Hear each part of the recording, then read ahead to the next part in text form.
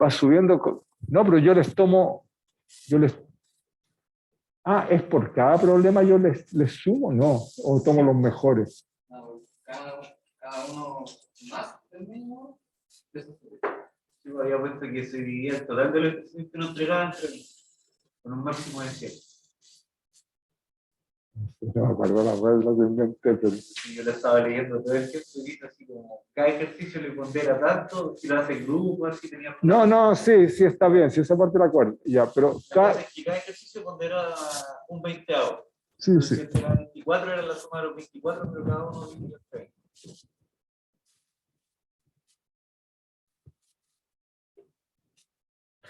No te entiendo. Era algo así como... Uno partido en 20 en la sumatoria de los ejercicios.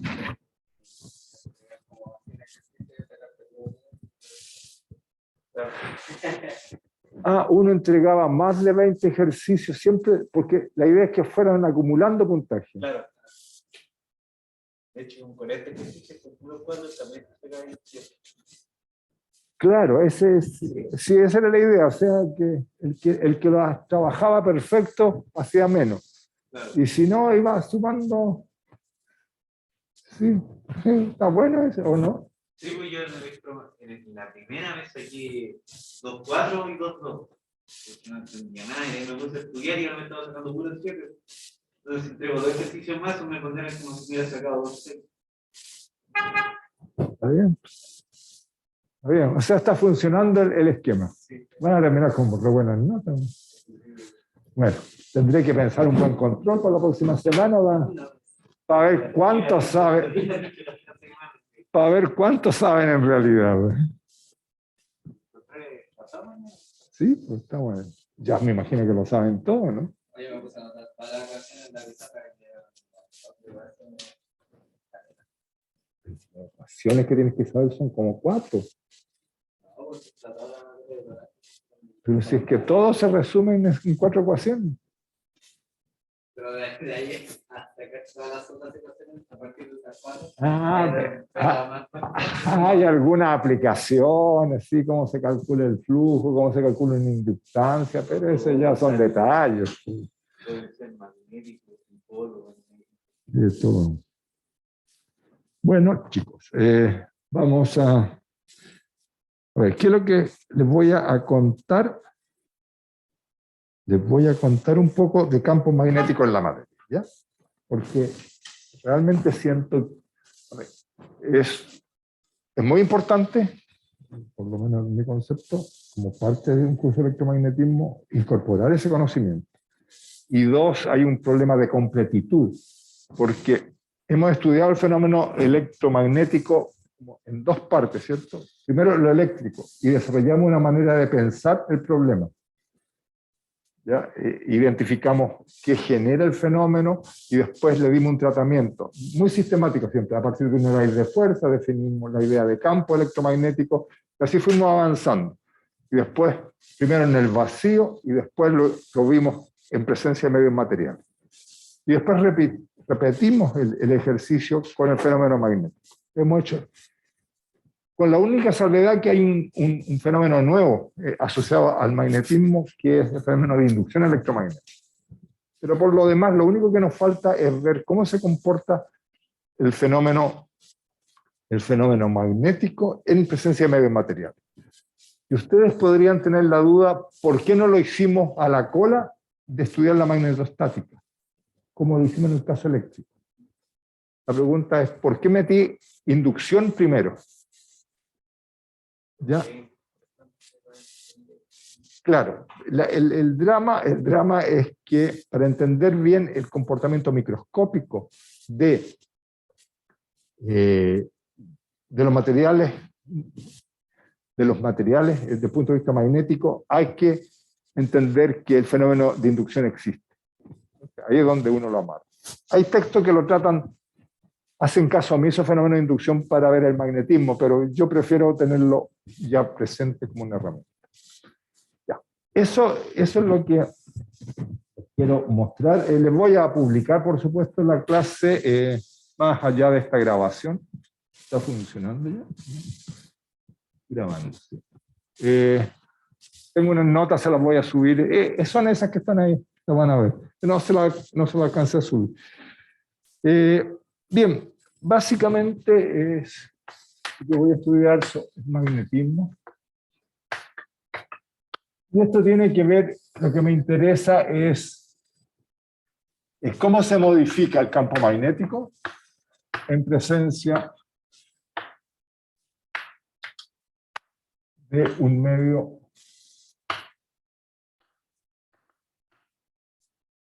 material.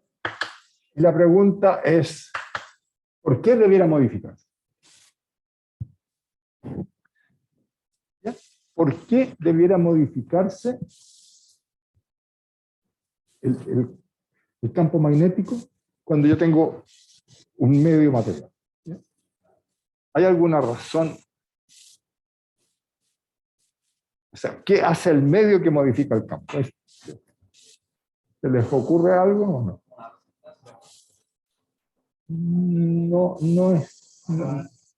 No funciona así.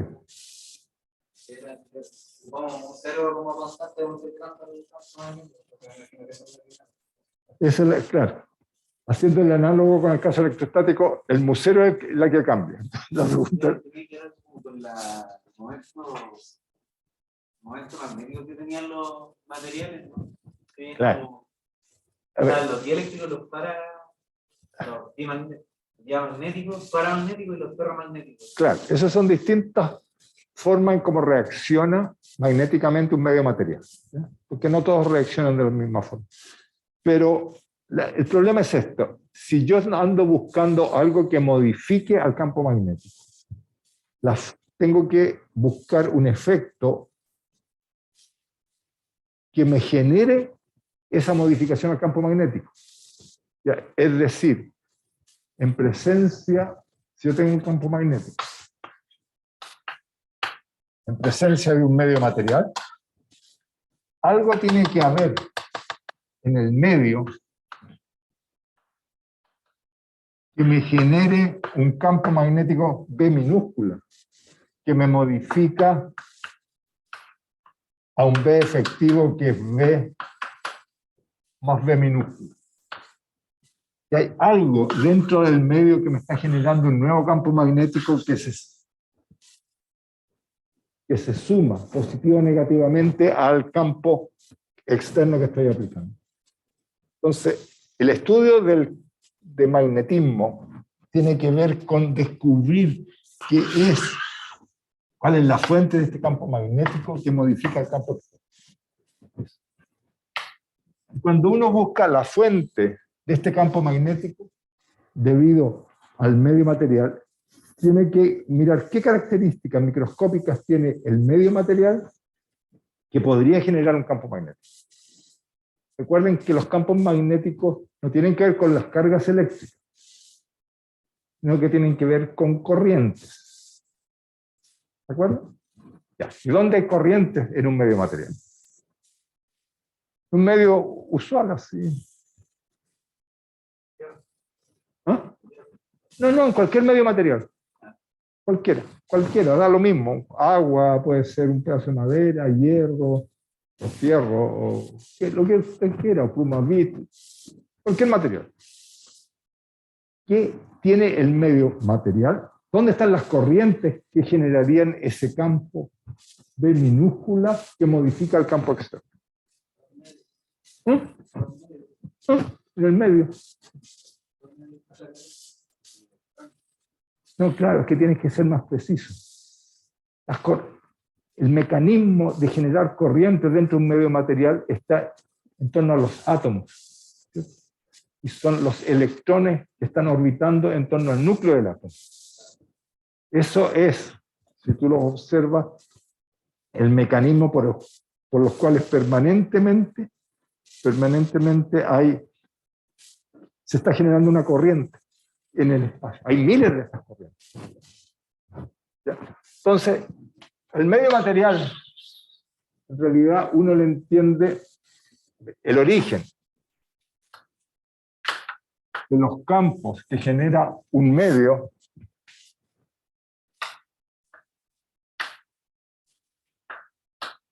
está en las corrientes. Corrientes internas. ¿Cuáles son esas corrientes? Esas corrientes son átomos con carga Ze con una nube de electrones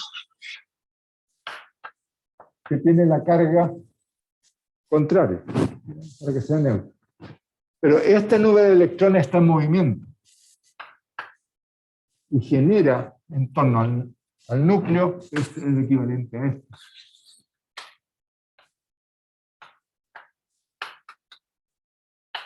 Genera una corriente en torno al núcleo, permanentemente. ¿De acuerdo? Ahora, tener esta situación permanentemente, más que describirla en función de una corriente, lo que yo digo, existe asociado al movimiento de las cargas en torno al núcleo, algo que caracteriza a el átomo, que es su momento dipolar magnético, que es una medida justamente de cómo la carga se mueve se mueve en torno a un centro de fuerza. ¿De acuerdo? Así que más que especificar la corriente, más que especificar el área que cubre esta trayectoria, uno especifica el momento asociado a el momento dipolar magnético que tiene esta distribución de carga con respecto al centro de fuerza. Ahora, ustedes saben que un momento dipolar magnético que representa a la corriente genera un campo magnético, porque genera un potencial magnético vector. Y si yo tengo un potencial magnético vector, tengo un campo magnético al tiro tomando el rotor de. Bueno, esa es la fuente. Pero esa fuente, y eso es lo bonito, no es única. Porque observen, en un átomo tienen esta carga dando vuelta aquí. ¿Ya? Y esto genera este momento dipolar magnético debido o es proporcional a el momento angular que tiene esa carga moviéndose en torno al centro de fuerza. Entonces, asociado a este movimiento, uno le pone un apellido y lo llama el momento dipolar magnético M sub L, porque puede demostrar, se los mostré en algún apunte, que es proporcional a una razón, que se llama la razón giromagnética, pero es proporcional al momento angular orbital que tiene estas partículas en torno al centro. ¿Por qué le agrego tanto nombre? Porque en una estructura microscópica, estas partículas, los electrones, tienen además un movimiento propio que también genera una corriente que yo puedo identificar a través de un momento dipolar magnético. Porque ahora es el electrón. El electrón, supongan que ese es el modelo de un electrón, es el que está rotando con un cierto spin en torno a su propio eje. ¿Ya? Y la naturaleza de ese momento dipolar magnético es totalmente distinta a esto. Por lo tanto, uno puede identificar en la estructura un momento dipolar magnético M sub S que es proporcional a través de la razón giromagnética gamma sub S al spin del electrón. Por lo tanto, cada átomo está caracterizado por dos momentos dipolares magnéticos. El átomo presenta esto. El origen del momento dipolar magnético total es ya sea el spin del electrón sobre sí mismo o el movimiento del electrón en torno al centro de fuerza. Y eso genera un momento dipolar magnético de tipo angular o de spin. Ese es el origen. ¿Por qué? Porque un momento dipolar magnético, el M, uno tiene un modelo, lo asocia a que existe algo que uno llama una corriente y algo que tiene una superficie, lo asocia a una espira que tiene un momento magnético M.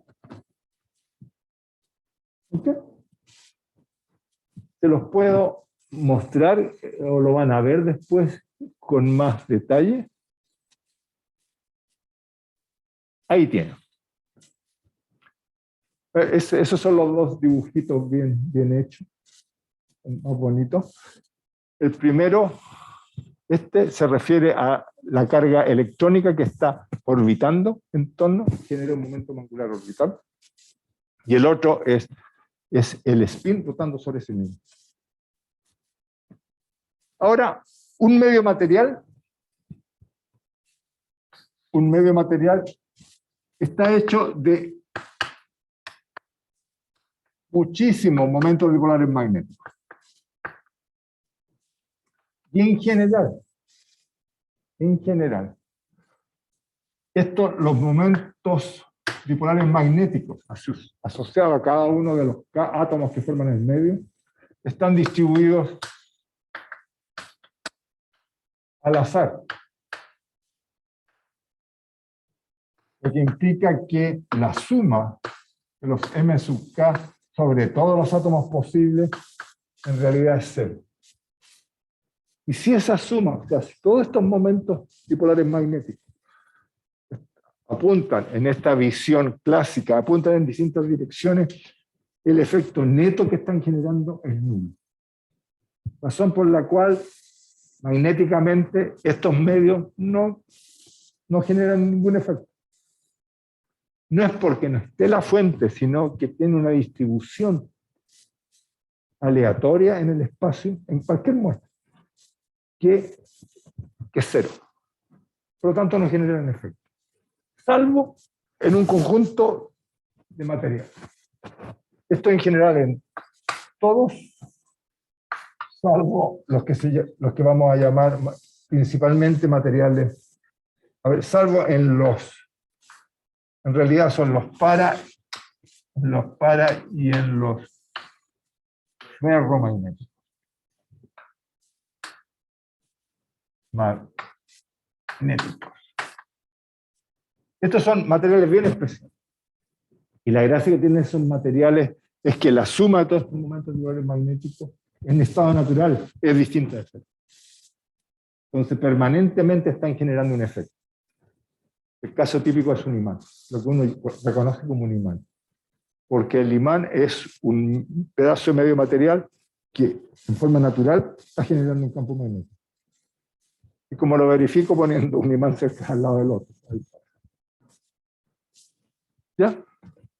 Esa es la lógica de los medios materiales. Y la gracia que tienen en general, la gran mayoría de los medios materiales, la enorme mayoría, salvo sobre todo los materiales ferromagnéticos, no modifican esencialmente el valor del campo magnético. ¿Ya? Son bastante transparentes. Existe el efecto, pero es muy pequeñito. Los medios ferromagnéticos son aquellos asociados a los materiales como el fierro, cobalto, níquel. ¿Ya? Ahora, eso, por el número de masa que tienen esos elementos, son elementos bien especiales en la tabla periódica. El fierro es cobalto, tiene un número de masa tal que forman parte de la cadena de núcleos. ¿Ya? Los núcleos, no los átomos, los núcleos, a los cuales se evoluciona en la naturaleza naturalmente. ¿Ya? O sea, yo puedo juntar protones, neutrones, los voy juntando, voy agrandando, ¿ya? Y cada vez me es más fácil hacer un núcleo más grande. Pero eso tiene un límite. Y termina ese límite, está justo en torno a estos materiales que uno llama ferromagnéticos.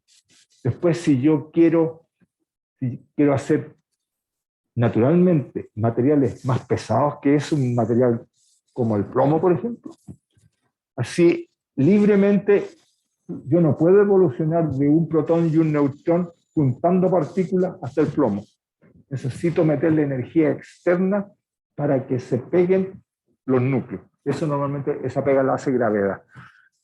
Por eso hay materiales más pesados que el fierro. Si gravedad no existiese, los átomos más pesados que uno encontraría estarían por ahí por el fierro.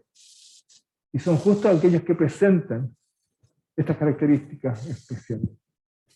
Es una curiosidad que... Ya, ¿ok? Esa es la idea. Ahora, les voy a mostrar...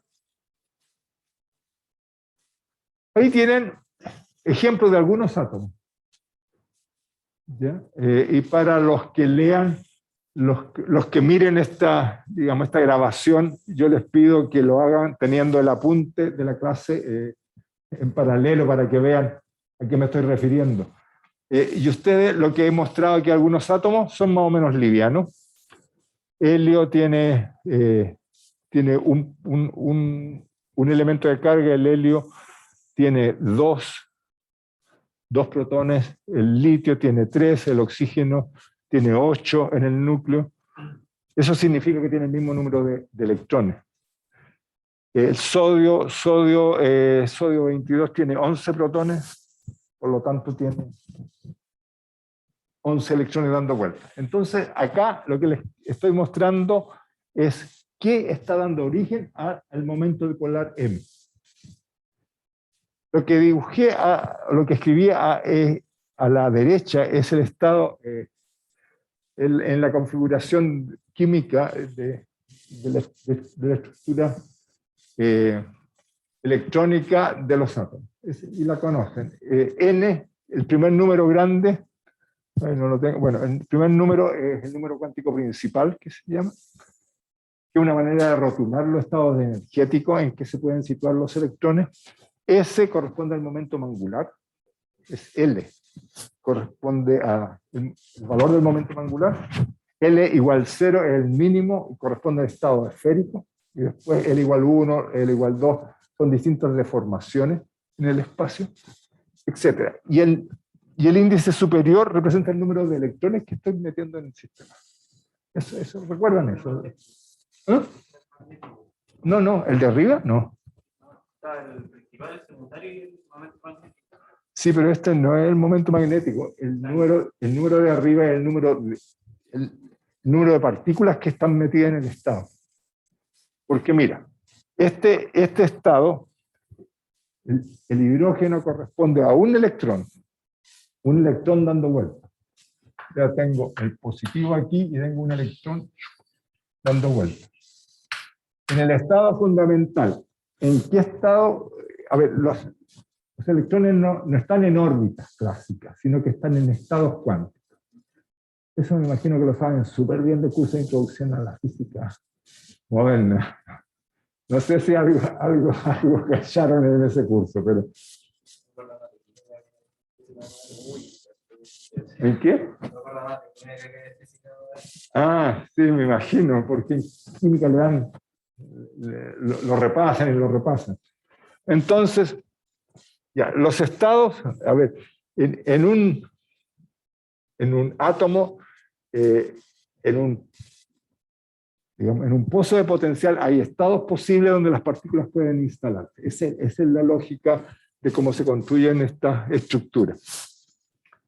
Y el hidrógeno tiene el estado energéticamente más favorable, corresponde al estado más profundo, más estable energéticamente. Y el electrón, entonces, ese estado corresponde al estado de índice, el número cuántico principal 1, que es el primero en esta rotulación, porque el 1, el 2 va subiendo. Después, L igual 0, el estado de simetría esférica. Y yo tengo que poner un electrón, porque un átomo de hidrógeno tiene un electrón. Así que eso está súper bien. Pero veamos desde el punto de vista magnético qué significa. Si está en un estado de momento angular L igual 0, significa que no tiene momento angular orbital. El M sub L es 0.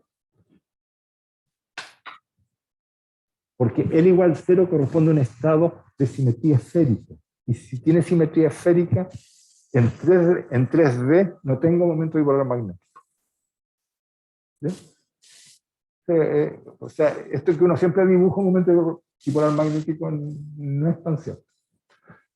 Ya, por lo tanto, el momento que tiene corresponde al momento dipolar magnético del spin. Porque como tengo una partícula, y una partícula tiene un estado de spin. Así que si yo les pregunto, el momento dipolar magnético asociado al spin vale 9,27 en estas unidades. Y en cada configuración donde ese domine tiene que tener el mismo valor. Y eso ocurre en la realidad. Miren, después el helio. El helio es el mismo pozo de potencial, casi igual. O sea, un poquito más intenso que el caso del hidrógeno, porque tiene 2 protones, pero el resto es lo mismo. Tiene los mismos estados cuánticos. Entonces tengo que rellenar con electrones, pero tengo el estado base. El estado base sigue siendo el mismo, el 1s, pero ahora tengo que poner 2 electrones. ¿Ya? Que es el máximo, digamos, el máximo número de electrones que puedo poner en estado. O sea, el electrón puede vivir hacia arriba o hacia abajo. Entonces, los 2 electrones se las arreglan para hacer una superposición entre los 2 estados. Uno está siempre hacia arriba y el otro hacia abajo. Es una combinación entre los 2. Por lo cual, como L es 0, no tiene momento dipolar, no tiene momento dipolar magnético de tipo orbital, porque L es 0. Pero el spin, los estados de spin están saturados. ¿Ya? Entonces también sumaron 0. Por lo tanto, no tiene momento dipolar magnético total. Funciona como reloj. Después el litio tiene esta configuración. Tiene 3 electrones. Entonces, los primeros 2 estados disponibles están llenos. Así que eso no aportan, porque es equivalente a esto. Aporta solo el último. Y es un estado de L igual 0 y aporta solamente el spin. Por eso tiene el mismo valor de carga. Y así, ustedes van siguiendo. Observen que tiene un valor distinto. Porque este estado está saturado. Este estado cuántico que tiene un n distinto también está saturado, porque tiene los 2 estados de spin llenos. Pero tienen un estado de L igual 1 con 4 electrones. Mire, L igual 1, P significa L igual 1. SPD, esa es la nomenclatura. Entonces tienen L igual 1 y tienen 4 electrones. Si tengo 4 electrones, están apareados. Así que los spines no están contribuyendo. Y lo que contribuye, este 13,9 corresponde al momento magnético asociado a, es de tipo M sub L, pero con L igual 1. ¿Ya? Y esa es una distribución de qué tipo, de tipo dipolar. Físicamente debiera ser algo. ¿Cómo es el dipolo en 3D? Ay, ¿se acuerdan? Que uno dibuja en 3 dimensiones. Sí, claro, pero la distribución dipolar, ¿cómo es? Es que físicamente no me acuerdo en este momento a cuál corresponde. Parece que es como una pelota así, pero en 3D.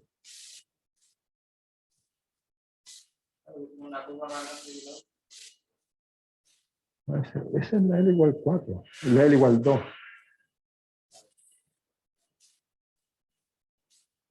La que cambia como una pelota de rugby. Así como que se de forma ovalado, ese corresponde a L igual 2. porque esa es una aproximación de tipo cuadropolar. Échale una mirada cuál es la distribución espacial que tienen los átomos en ese caso. Pero por eso lo que quería enfatizar es cómo el origen del momento dipolar magnético va a depender de la configuración electrónica en que está el átomo. Pero se repiten, porque las configuraciones electrónicas se repiten. Ahora elegí átomos bien específicos. Bien.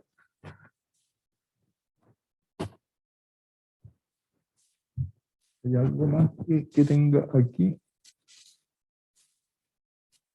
Ya. Veamos, les voy a mostrar cuál es el tratamiento que uno hace de esto.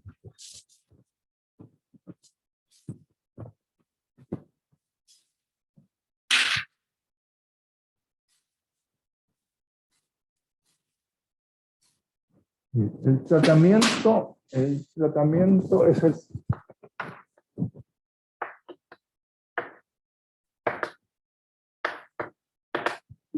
es el siguiente. Ustedes tienen un medio material que tiene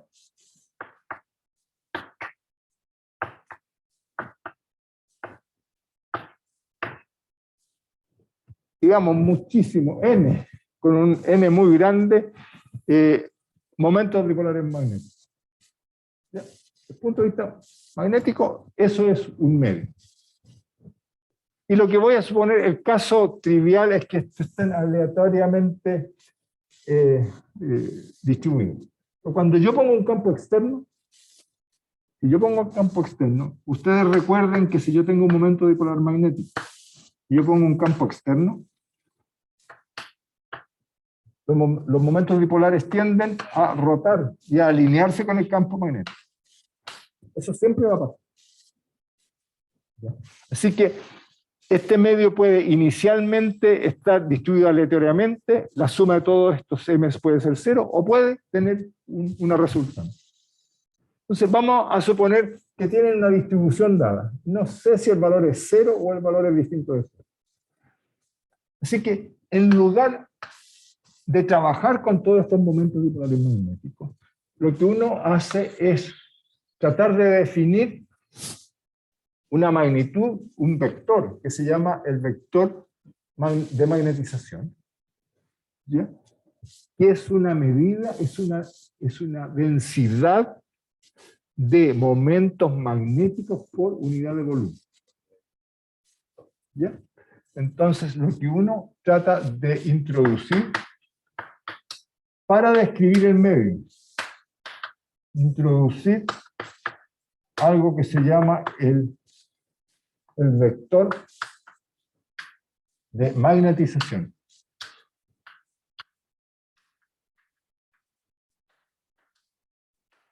Y que corresponde a una densidad de momentos magnéticos por unidad de volumen.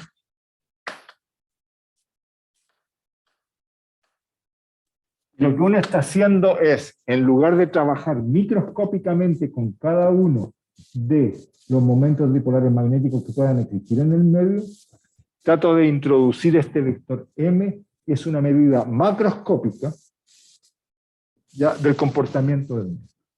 Así que el medio queda representado desde el punto de vista magnético por ese vector M, más que por los infinitos momentos dipolares magnéticos que en realidad tiene. Y M corresponde al límite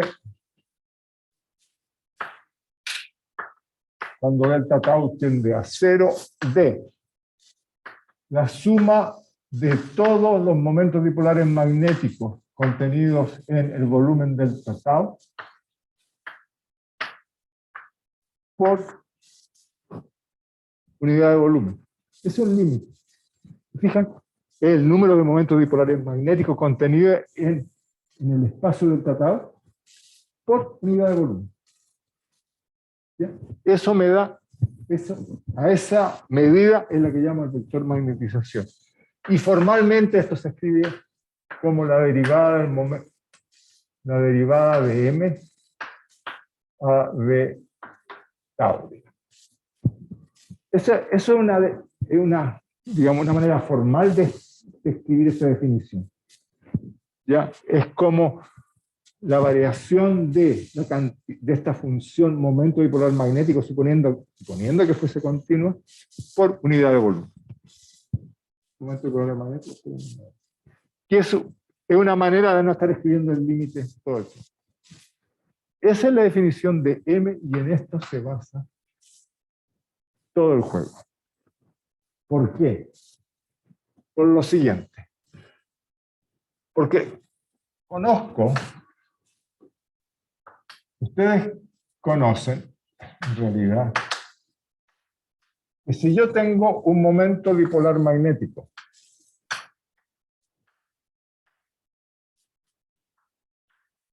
¿qué potencial magnético produce en ese punto? Si yo tengo un momento dipolar magnético ubicado en un origen de coordenadas.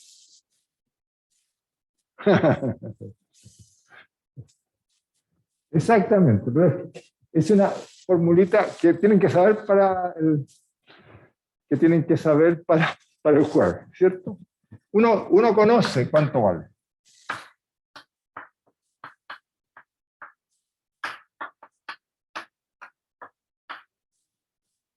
¿Ya? Eso es para un dipolo. Entonces la generalización se hace como está mostrado ahí en la pizarra, porque uno dice, en realidad, y supongo que los momentos magnéticos están distribuidos en una distribución continua, en realidad lo que yo conozco es un elemento de A en el punto R, teniendo como fuente un elemento de M. Por lo tanto, A para un objeto representado no por los momentos dipolares magnéticos, sino por el vector magnetización definido de esta forma, lo puedo escribir como, ¿cierto?, un 0 partido por 4pi, la integral sobre todo el volumen del cuerpo de m de r' por dv'. Observen que este es de m, cruz r menos r' partido por módulo de la distancia al punto. ¿Se fijan lo que hice? Que tomé un diferencial del potencial magnético, teniendo como fuente un diferencial del momento dipolar magnético de M. Y el de M lo escribí como M por el elemento de volumen. ¿De acuerdo? Y esa es la forma. ¿Ya? Y lo único que acá estoy considerando, por supuesto, que cada momento dipolar magnético no está en el origen, sino que está desplazado en el espacio. Por eso es que está en la distancia relativa. ¿Ok? Bien. Y eso es una extensión directa de un resultado conocido. La gracia de este juego es que ese resultado uno puede manipular un poco el integrando de esa ecuación.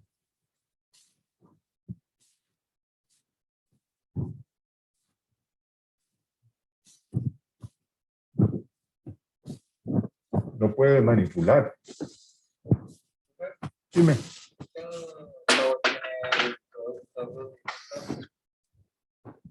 ¿Cuál? Allá.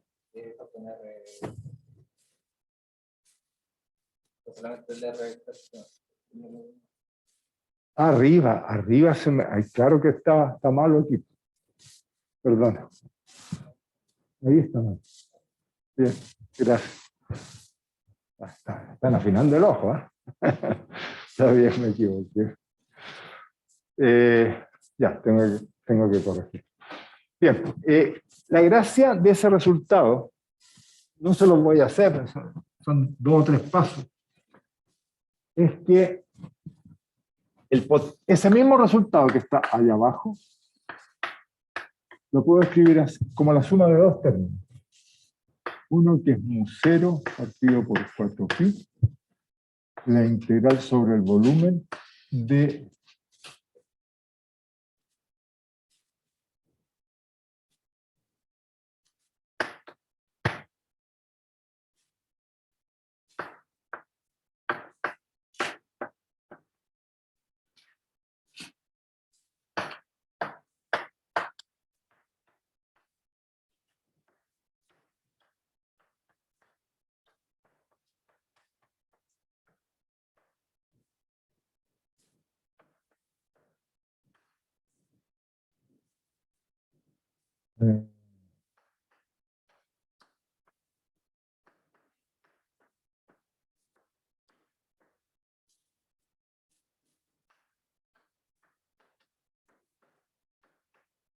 ¿ya? Miren. Ahora, a ver, este es un resultado. Por otra parte, lo que ustedes saben es que si yo tengo una distribución de corriente J, por ejemplo, yo les pregunto, ¿cuál es el potencial magnético vector o cómo lo calculo? Ustedes dirían es mu0 partido por 4pi, tomo la densidad de corriente, J, ya lo divido por R menos R' y lo integro sobre todo el volumen. ¿Ya? Para cualquier J. O también, si tuviera una densidad de corriente superficial, yo podría calcular A, en lugar de tener esa expresión, tomaría esta. Resulta que esta expresión que tenemos acá, que parte de la existencia de un medio que tiene un vector de magnetización M, se escribe exactamente con esta estructura, en la medida que J sub M sea el rotor del vector magnetización y K sub M sea M plus N, donde N es la normal a la superficie.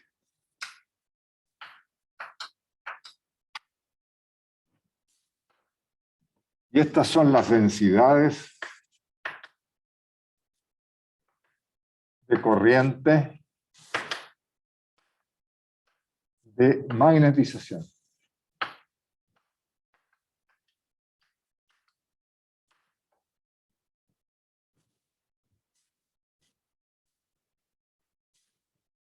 ¿De acuerdo?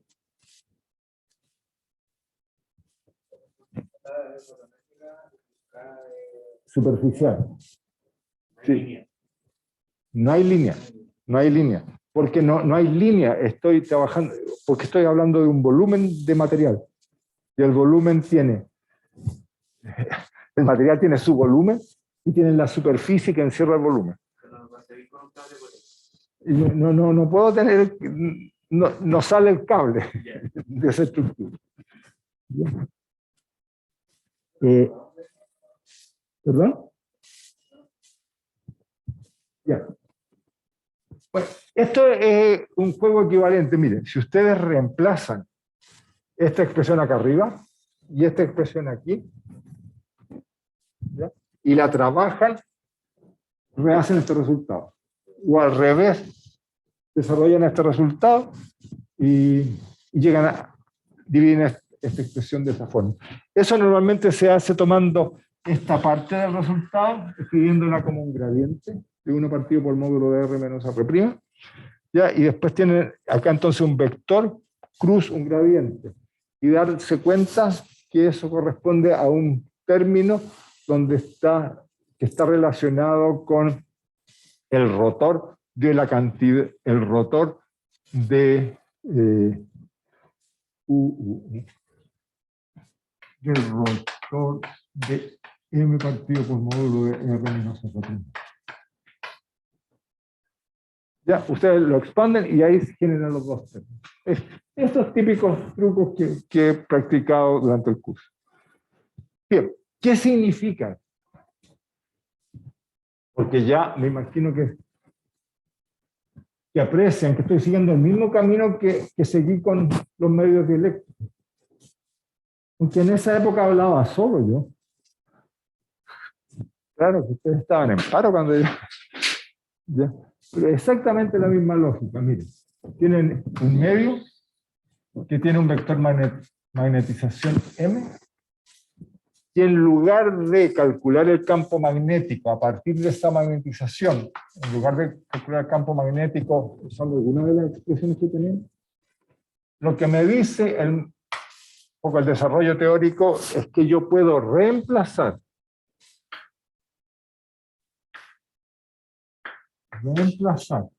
el volumen físico por dos distribuciones de corriente equivalentes que me producen el mismo efecto que el material genuino. O sea, me dice que ese volumen lo puedo reemplazar por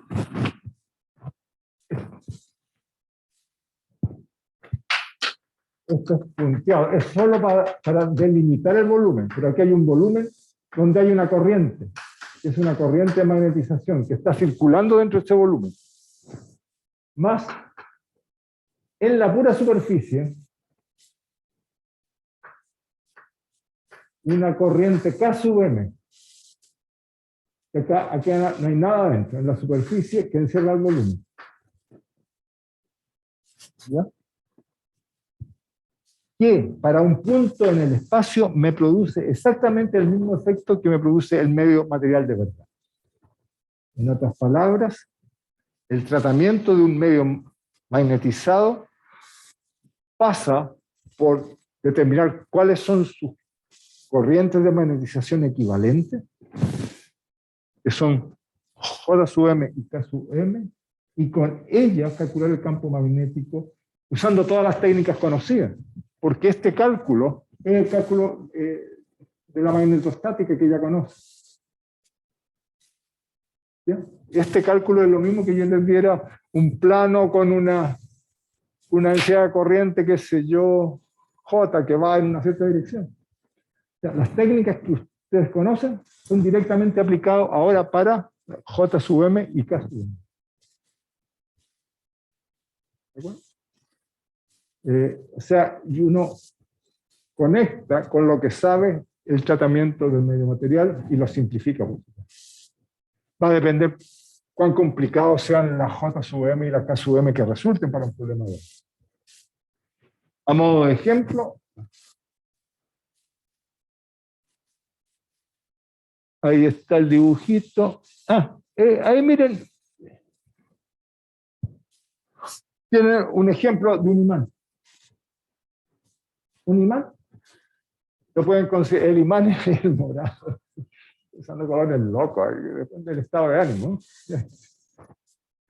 La gracia de los software, de repente está medio tristona, si pone todo gris. Ya. Lo que uno...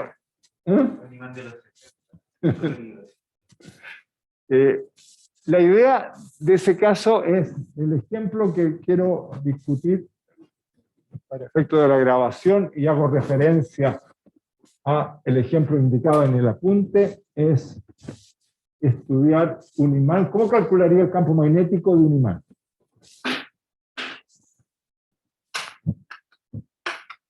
¿Ya? Tienen un imán que voy a suponer que tiene una magnetización uniforme. Esto es un modelo de cómo funcionaría un imán.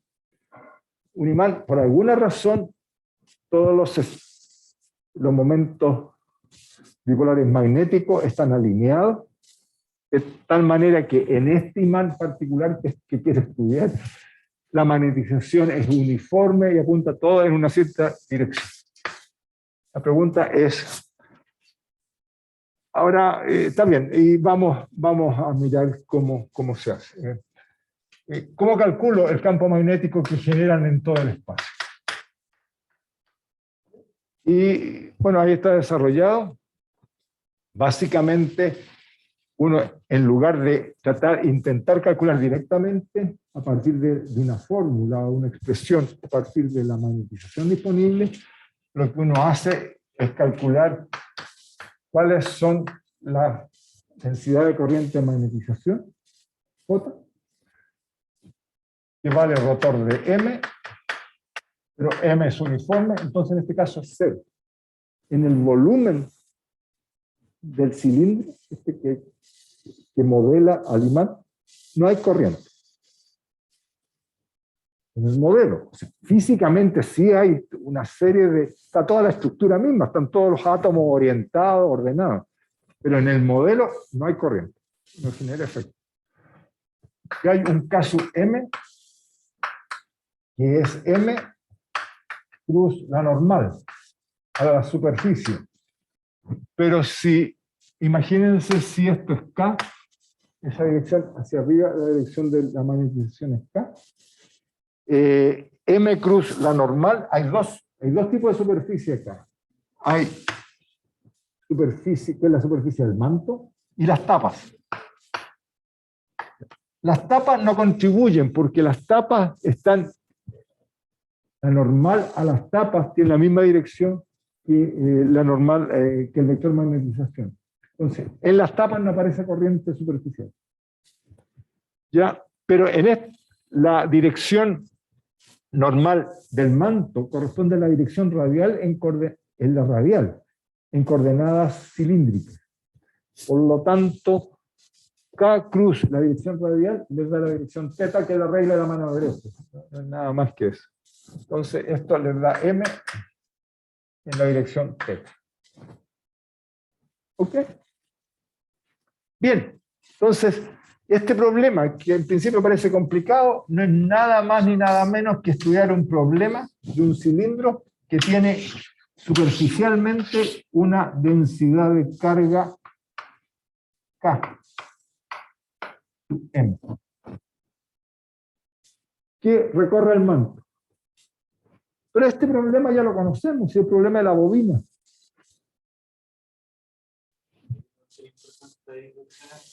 ¿Eh? Claro, uno de los ejemplos, ¿cierto? Y este problema, sabemos cómo manejarlo, sabemos, nos da una idea de cómo va a ser el campo inmediatamente. ¿Ya? Inmediatamente, a partir de la situación inicial de este pedazo de este cilindro imantado que les entregué, ustedes no tenían ni idea hacia dónde apuntaba el campo. Pero su pequeño análisis les va a contar inmediatamente que el campo es así. ¿Cierto? Y va a tender a ser uniforme en la zona en el interior. Pero que M tenía que tener la misma dirección del campo,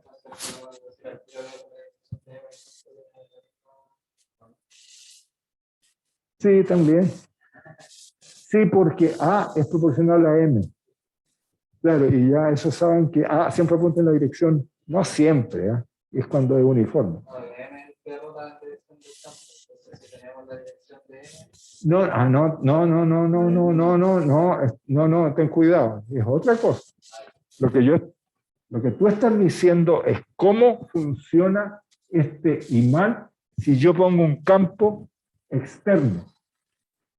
Por ejemplo, si yo pongo un campo externo así y dejo un imán en ese campo que tiene esa dirección y lo suelto, se va a mover en la dirección del campo. Pero el imán, eso es otro problema. A calcular cuál es el campo que produce este imán en sí mismo. Pero sé que con la misma teoría, verlo como al revés. No, es que no es lo mismo, no es lo mismo. Ya. Ahora, por supuesto, si uno supone, y aquí estas son suposiciones, que el imán es más o menos larguito, es largo con respecto al radio, ¿ya? Básicamente el campo magnético va a ser uniforme aquí adentro y va a tender a ser nulo externamente. Eso que es estricto para una bobina infinita, en realidad para un imán de una altura finita, no es tan así. No es tan así, pero es una buena aproximación lo que uno obtiene. ¿Ya? Ok, ese es un ejemplo. Digamos, esa es la ventaja de trabajar con las corrientes de magnetización, ¿ya?, equivalentes a la magnetización propia que tiene el medio material.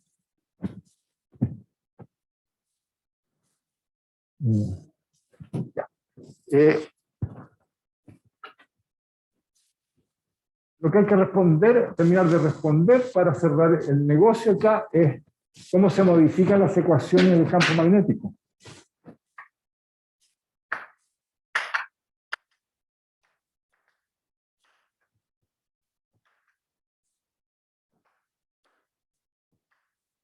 ¿Ya?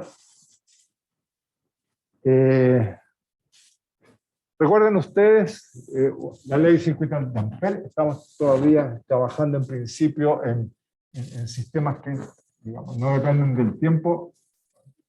Entonces, recuerden que tienen que el rotor de P es igual a mu0 por una cierta corriente, ¿cierto? El campo magnético tiene esa forma. Pero ahora estamos en presencia de un medio. Entonces, si estamos en presencia de un medio, además de las fuentes de campo magnético, van a estar las corrientes que representan el comportamiento magnético del medio. Por lo tanto, esta corriente J es en realidad la suma de dos componentes, a lo menos. Porque hay una tercera, y que después se la voy a mencionar probablemente en la próxima clase. Están lo que se llaman las corrientes que uno identifica propiamente tales, corrientes de conducción. Las corrientes que circulan por los alambres. ¿Ya? Corrientes de conducción. Estas son del tipo sigma, conducción por el campo. Pero también van a haber corrientes de magnetización que representan todo el fenómeno que hemos estado discutiendo. Y habrían otras corrientes que son de polarización, ¿no?, que por ahora no las voy a considerar.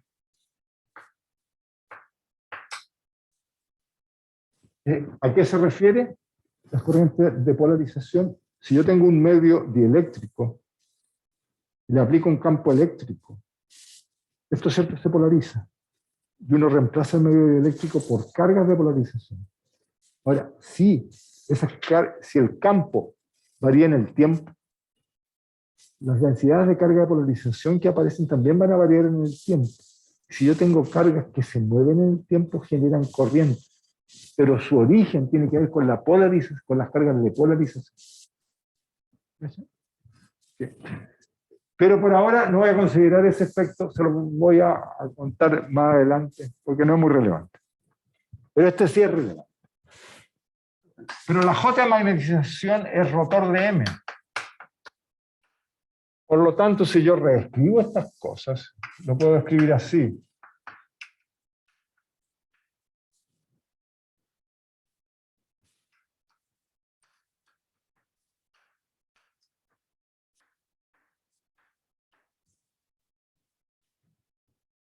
Entonces lo que uno hace es introduce un nuevo vector que se llama H, que es mu por B.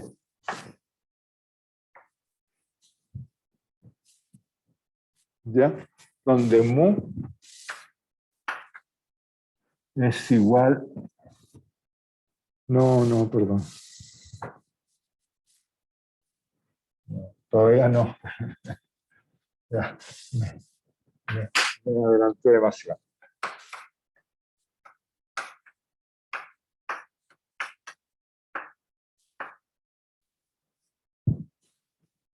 Es una definición.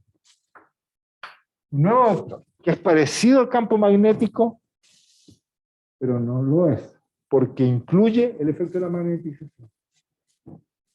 ¿Ya? Y se llama intensidad de campo magnético. ¿De acuerdo? Que ustedes observan que si yo lo meto acá, satisface esta ecuación de Maxwell.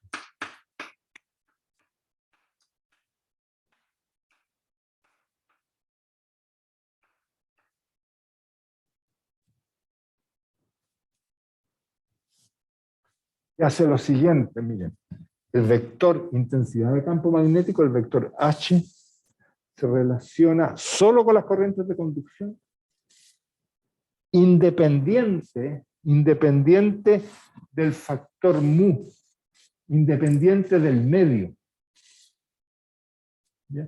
Dejando al campo magnético, al vector que sí depende de las corrientes de conducción y de las corrientes de magnetización. O sea, H es el equivalente al vector. ¿A qué vector de los vectores eléctricos? El desplazamiento, el vector B.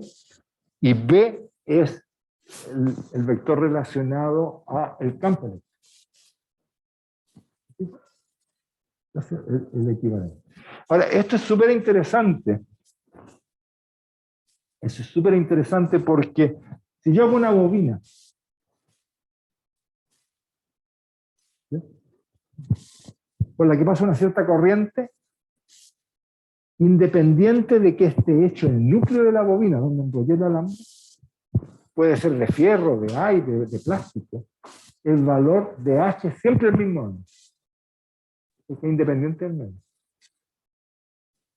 Pero el valor de B cambia, porque la magnetización va a ser muy distinta en un medio con otro.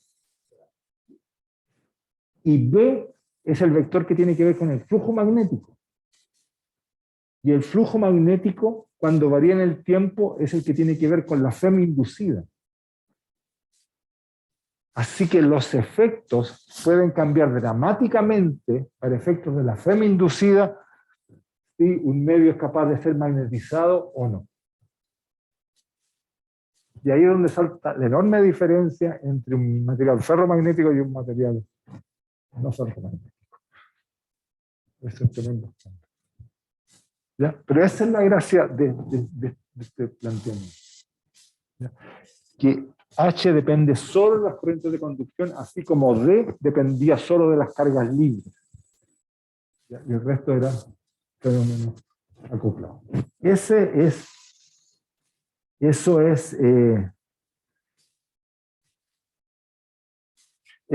por ejemplo, lo que es la modificación de las ecuaciones de campo. ¿Ya?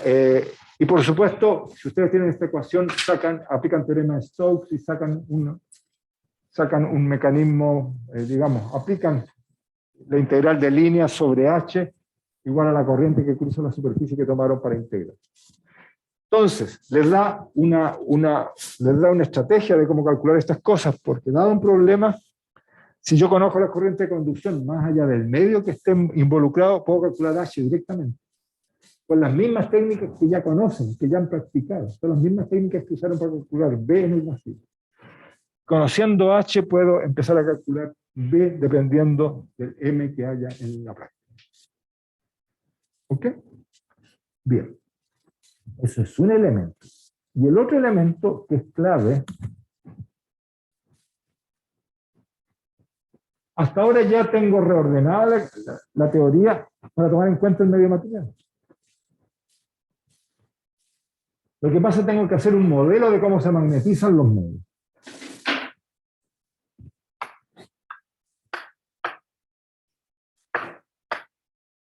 Para la magnetización. ¿Ya? Y el modelo usual, que funciona muy bien, ¿eh? Es empírico, pero funciona muy bien, dice lo siguiente, que M es proporcional a través de una constante que llamo la susceptibilidad magnética del medio a H. Es proporcional a H, ¿eh? No a B, a H. ¿Ya? Si su M es la susceptibilidad magnética. Y esto permite escribir para todos los medios cuya magnetización satisface esa relación, permite escribir que B es igual a mu por H, donde mu es igual a mu sub 0, 1 más chi sub m, que es la permitividad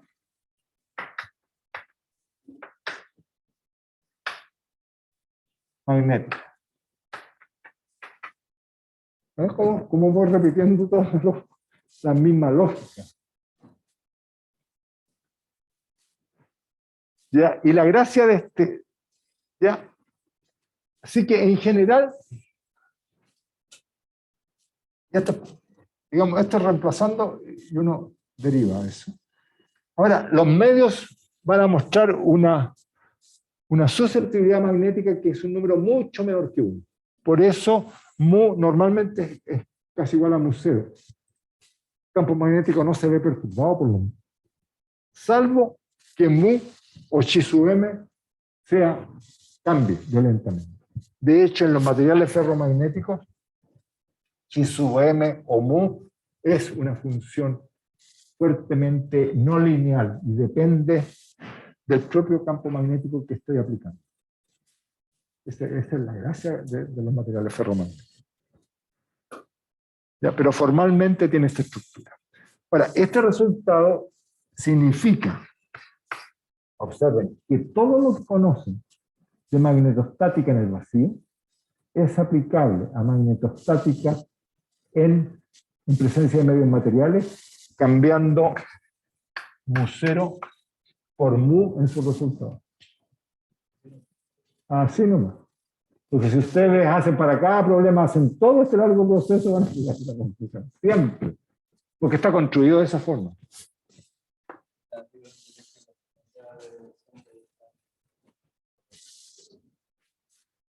¿No te acuerdas nada de eléctrico? Chuta, ya voy a tener que llegar a cambiar el control. Estoy ahí nomás.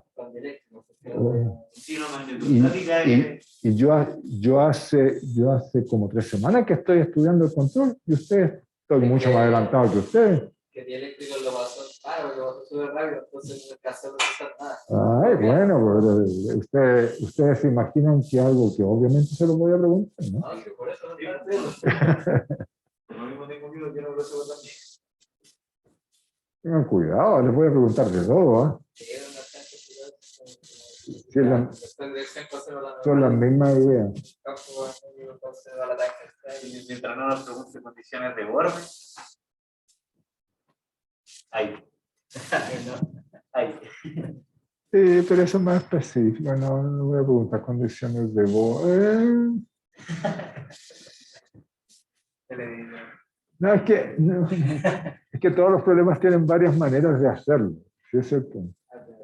Entonces, a veces tú lo haces sin saber que estás estudiando condiciones de Born, ¿no? Es como decir, en un conductor, si yo tengo un conductor perfecto y le doy carga, la carga se distribuye en la superficie. ¿Sí? Eso ya lo aprendieron, es como la segunda cosa. Está bien, y eso lo saben, y lo pueden argumentar, todo lo que quieran. Pero también es una consecuencia trivial de condiciones de Born. Entonces, ¿cómo lo quieres? Hay varias maneras de saber las mismas cosas. Ya. Pero esto es lo interesante. ¿Ya? Y les ponía, aquí en los apuntes, les ponía un ejemplo de eso. Por ejemplo, la energía magnética, que se los vi la clase pasada. La energía magnética se calcula, hay varias maneras de calcularlo, pero cuando se calcula en función del campo magnético, es básicamente la integral del campo B al cuadrado dividido por mu 0 en el vacío. Y en este caso, observen que B partido por mu 0 es H en realidad, pero en el vacío. Si uno hace con cuidado todos estos cálculos, la expresión general que uno tiene para la energía magnética es un medio B.H. ¿Ya? Con eso lo tiene calculado para un problema, integra sobre el volumen del medio y listo.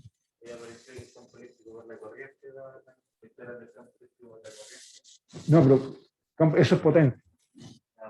Eso es potencia, pero también la energía electrostática almacenada en un sistema de carga es un medio E.D.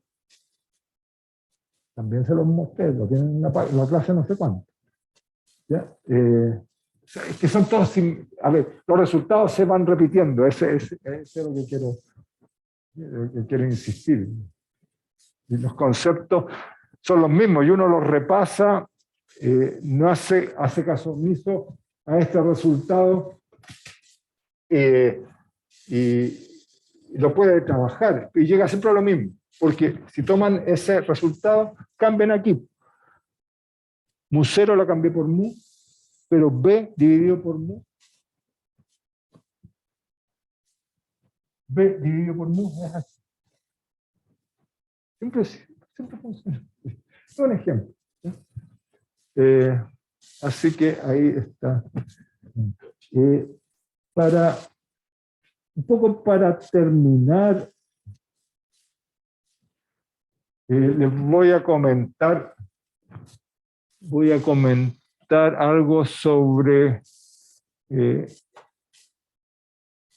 los medios materiales propiamente tales. ¿Cuáles son sus características desde el punto de vista magnético?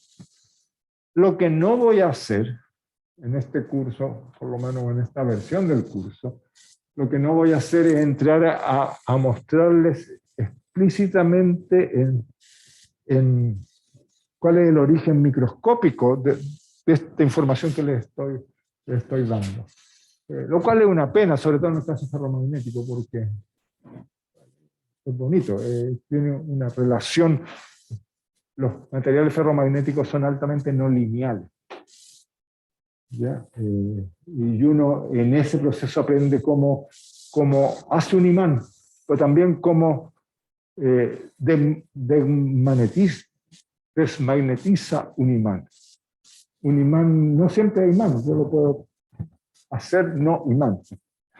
¿Ya? Pero tengo que aplicarle un tratamiento. Y para eso hay que saber cómo responde el medio cuando yo aplico campos externos.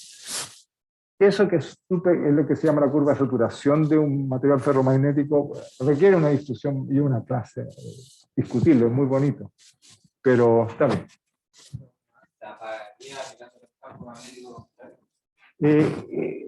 Hay que seguir una trayectoria, pero en parte tiene que ver eso, pero no es llegar y hacerlo. No es llegar y aplicarle un campo magnético contrario. No, tú pones el imán dentro de una bobina, por ejemplo.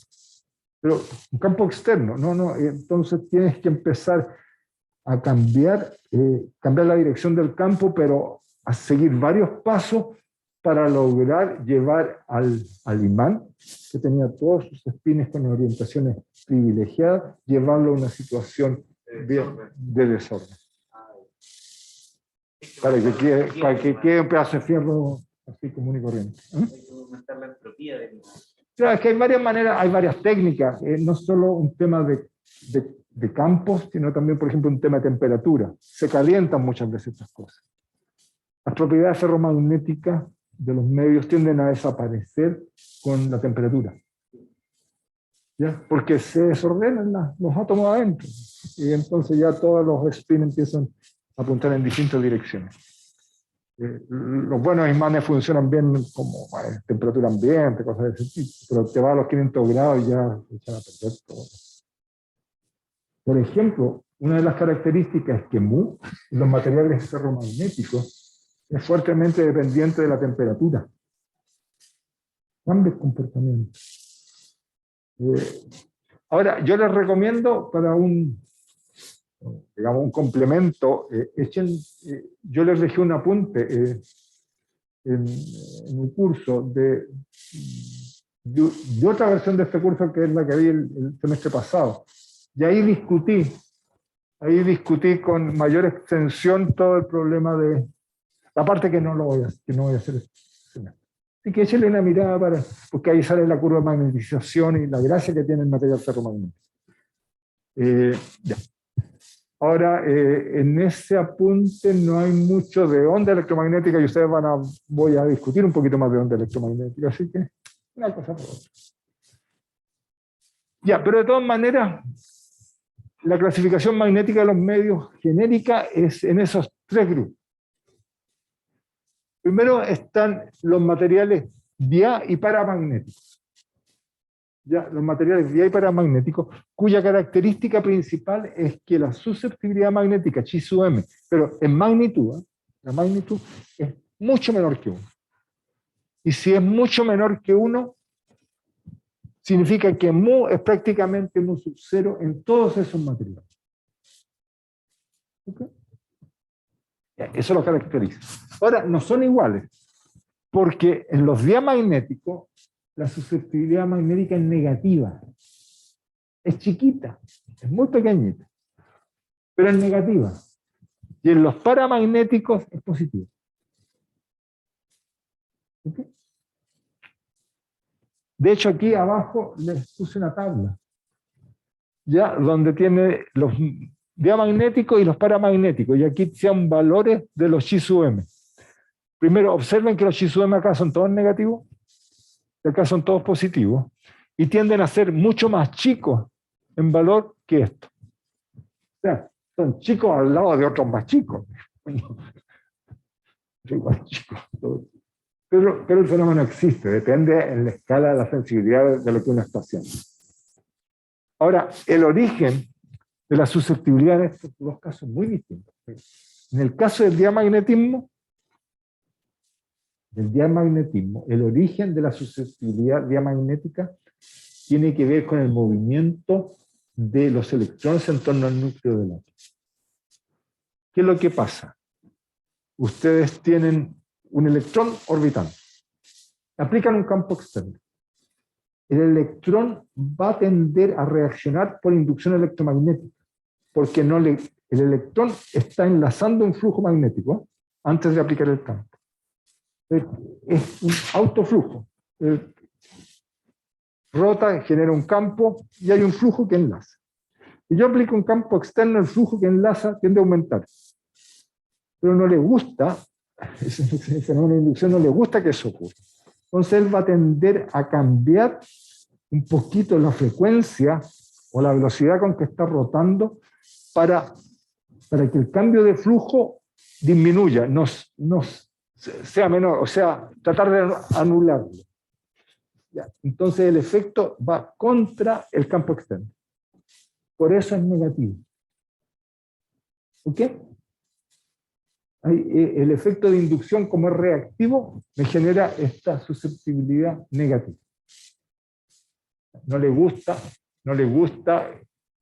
digamos, a este fenómeno, digamos, a los electrones orbitando en torno a los núcleos, no les gusta que le aplique campo magnético. Siempre van a reaccionar.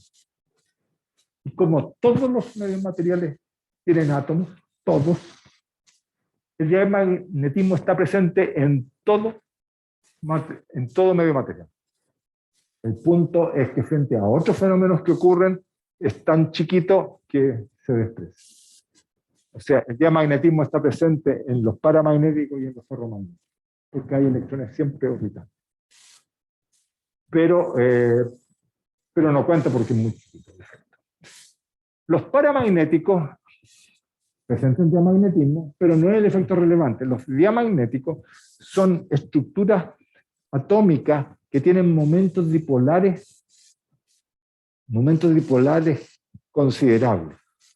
¿Ya? No en forma permanente, no formando grandes densidades de momentos dipolares en la misma dirección, pero presentes. Que cuando yo pongo un campo eléctrico, un campo magnético externo, tienden a alinearse. ¿Ya? Y por eso tienden a reforzar el campo magnético que yo apliqué. Pero su origen es distinto, no es fenómeno de inducción, sino que es un fenómeno de alineamiento. Como los tornillos, que no le ponen el destornillador que tiene. Sí, claro, se alinea.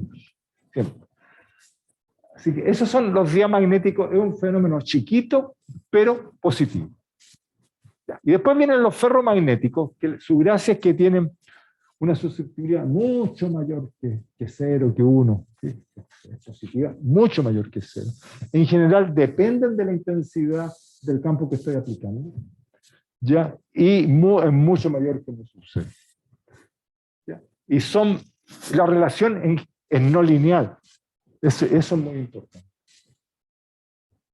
¿Ya? Ahora, ¿por qué los materiales ferromagnéticos? Y por favor miren en el apunte, si uno mira, amplifica y mira con el microscopio un material ferromagnético, no tiene una estructura esperada. Está dividido en bloques.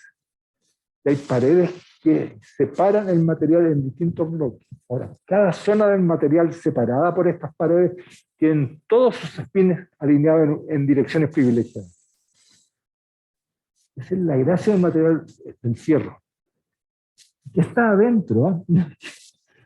Es la estructura atómica que logra tomar esa forma. O sea, por zonas está polarizado el medio. Entonces, cuando yo aplico campos externos, lo que empieza a ocurrir es a moverse estas paredes que limitan zonas de magnetización específica. Hasta que, si es suficientemente grande el campo, lo logro a todos los espines, a todos los momentos magnéticos, alinearlos en la misma dirección. Pero no es fácil. Y esa es un poco la esencia, tiene que ver con la estructura física del material. ¿Y por qué los materiales en particular ferromagnéticos son importantes? Esto también tiene que quedar claro. Bueno, es básicamente algo que ya les mencioné. Tomen las mismas dos bobinas idénticas, circula una corriente dada, y calculen todo lo que haya que calcular. Interiormente tienen el mismo H. Los campos, la gracia es que una es aire y la otra es fierro. Entonces,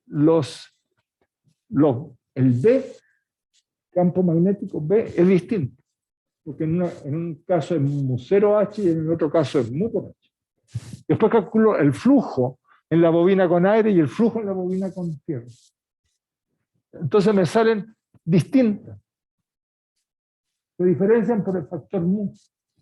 ¿Ya? Y si yo calculo la razón entre los flujos, está en la misma razón que entre las permeabilidades magnéticas. Pero como mu mucho mayor que mu0, la gracia es que los flujos asociados a los medios materiales ferromagnéticos son mucho mayores que los flujos en cualquier otro medio. Cuando digo mucho mayores, son factores 100, pueden ser factores 1000. Y eso significa, flujos grandes significa FEMs muy grandes. FEM muy grande significa que yo puedo inducir corrientes muy grandes. Todo se amplifica. La bobina en un...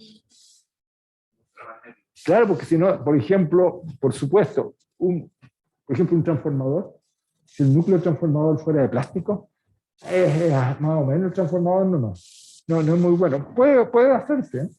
Y te hace la relación de transformación, pero hay muchas pérdidas, no es un buen transformador. Pero en un material ferromagnético es una joya, porque además el material ferromagnético como que te amarra el campo magnético en la zona donde está el material. Ahí les puse un ejemplo de cómo se vería una bobina con aire al lado de un imán, de verdad. Se parecen los campos, es lo que veíamos en nuestra estimación, pero no son iguales, es mucho más denso en el caso del imán, y no es tan, entre comillas, perfecto como en el caso que estudiamos de la bobina. Pues. Y por último, les mencioné aquí, para que miren, un electroimán, que es una aplicación. Yo lo encuentro muy bonito. Es lo que se usa para levantar chatarra. ¿Verdad? Claro.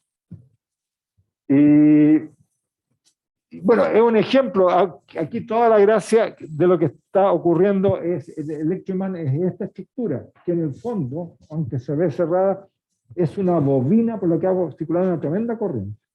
Genera un campo, ese campo cerca de un material metálico induce corriente. La corriente en presencia de un campo magnético hay fuerza. Y eso es lo que opera. Allá otro imán más sofisticado. Esquemáticamente un electroimán es esto. Es un núcleo, que uno normalmente lo hace, por ejemplo, de material ferromagnético. ¿Ah? Sí, pues, los transformadores pueden ser mucho más complicados. ¿Eh? Sí. Porque, sí, no, sí, es la misma idea. Es la misma idea porque lo que uno trata de tener son altos flujos en zonas específicas del espacio. Entonces, tiene un pedazo de fierro, hace circular una corriente I, genera aquí un campo, ¿ya? Y aquí se desparrama en esta zona. Salvo que yo tenga aquí otro material conductor, un buen metal, donde al acercarse, este flujo se empieza a cerrar por este medio. ¿Ya? Y se produce lo mismo, se inducen corriente, hay fuerza, y le pega el tirón. Ese es el principio en que se basan todos esos electroimanes. Hay distintas soluciones, pero el concepto es así. ¿Cómo se calcula? Ténganlo presente. Esto básicamente no es fácil, salvo que uno use energía. Uno calcula la energía almacenada en el sistema, ¿ya? Como función de la distancia de separación entre el electroimán y la placa conductora. Y después toma el gradiente de la energía con respecto a esa variable y eso le va a dar la fuerza. Y eso es muy fácil porque calcular la energía es conocer los campos. Y los campos son básicamente de la forma que ya hemos visto para bobina, campos uniformes. Ya, con eso es todo lo que quería contarle un poquito para ponerlo un poquito en contexto de digamos, los resultados que les di en particular cómo se trata formalmente un medio magnetizado con su corriente de magnetización les va a servir para resolver algunos de los problemas que están propuestos, si quieren hacerlo. Y les da un poquito una idea de para qué sirven todas estas cosas. De todas maneras, la recomendación es echarle una mirada al apunte pasado. Ya, con eso cerramos. No sé si tienen alguna pregunta. No sé. Por lo menos. Las necesidades de corriente no lo tenemos, las necesidades de carga son mismo que calcular la integral